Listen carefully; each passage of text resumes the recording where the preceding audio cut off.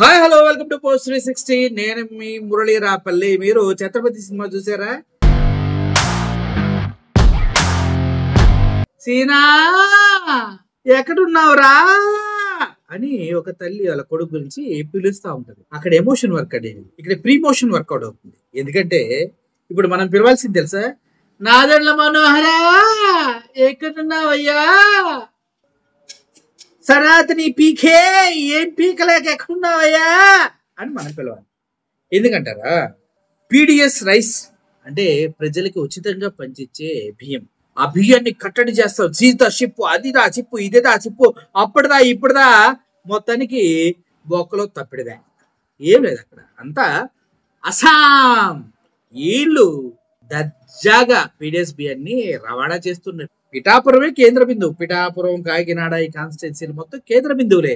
PDS బియ్యాన్ని విచ్చలవిడిగా export చేయడం కోసం సిద్ధం చేసుకున్నారు. మొత్తం లిస్టు రాసి పెట్టుకున్నారు. ఇప్పుడు సీజ్ ద షిప్ అన్న పవన్ కళ్యాణ్ ఎక్కడున్నాడు?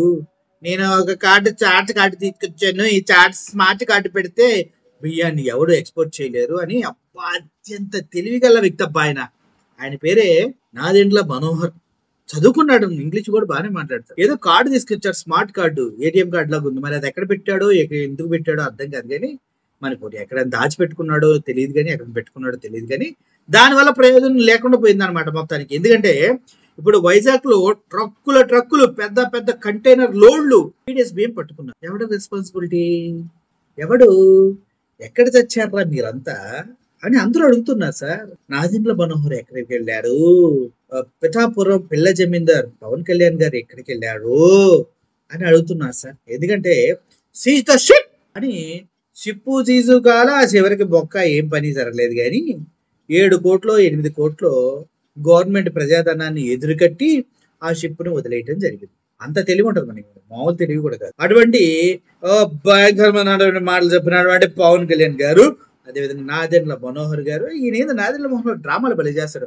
అది తీయండి, ఇది తీయండి, అట్లాగా ఇట్లాగా ఏదో అన్ని తెలిసినట్టు మాట్లాడతారు. చివరికి బియ్యం అక్రమ ఎక్స్పోర్ట్ అవుతుంటే ఏం చేస్తున్నాడో అర్థం కావట్లేదు. పౌర సరఫరాల శాఖ మంత్రి గారు, మీరు పౌర సరఫరాలని వేరే దేశానికి ఎక్స్పోర్ట్ చేస్తున్నారా? అదేనా మీ పని? ఈ వీడియో చూడండి, ఎంత బియ్యం వైజాగ్ నుంచి ఎక్స్పోర్ట్ అవుతుందో, ఎన్ని లారీలు పోలీసులు పట్టుకున్నారు చూడండి.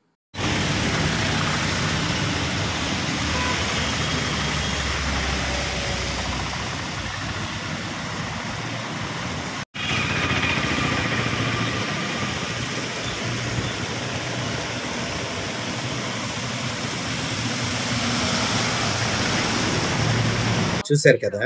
దానికి ఇది చెప్పేది బహరడు, చేసేది చిటికడు. అది కూడా అతి కష్టం మీద జరగదు. అది కూడా మనమే మనోళ్ళతోనే బియ్యాలు అన్ని ఎక్స్పోర్ట్ చేయించాలా, తీసుకోవాలా, వేరే వాళ్ళు ఇన్వాల్వ్ కావకూడదు. అందుకని ఒక పీడిఎస్ బియ్యం ఎక్స్పోర్ట్ చేస్తే దాన్ని మేము సీజ్ చేస్తామని ఒక ప్రోపగాండ్ని ప్రజల్లోకి తీసుకెళ్లాలా.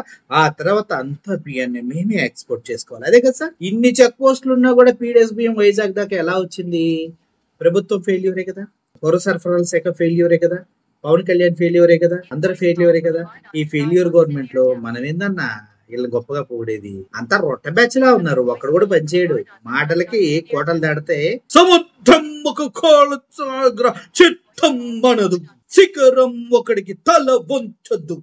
నేను మాత్రం మోడీకి తల ఉంచుతా, చంద్రబాబు తల ఉంచుతా, వేరే గురువులు ఎవరిని కల్పిస్తే వాళ్ళ కాళ్ళ మీద దొరిలేస్తా, చివరికి ఏమీ చేయాలి. అంతే కదా పవన్ కళ్యాణ్ గారు? మీరు శిఖరాంతో పోల్చుకున్నప్పుడే సిగ్గుతో శిఖరం తలెత్తించుకుంది.